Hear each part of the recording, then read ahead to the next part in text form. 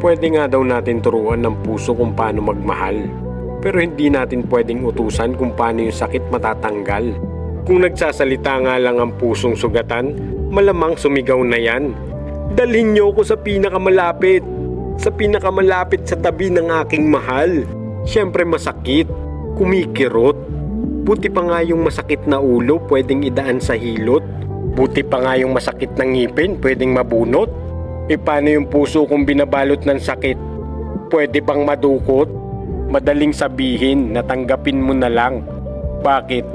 Ikaw ba ang nakakaramdam ng aking nararamdaman?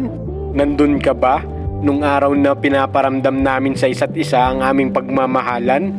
Nandun ka ba nung araw na ang pangalan ko ay kanyang pinagsisigawan? Oo, kaya kong pakinggan yung payo ng mga taong nakapaligid sa akin. Pero hindi ko makalimutan yung taong ngayon ay malayo na sa akin. Isang magandang panaginip, nagising bigla sa dulo.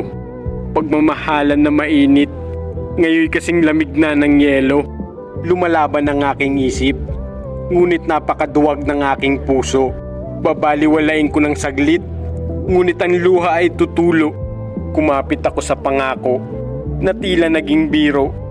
Gumuhit sa aking puso ang tuluyan mong paglayo.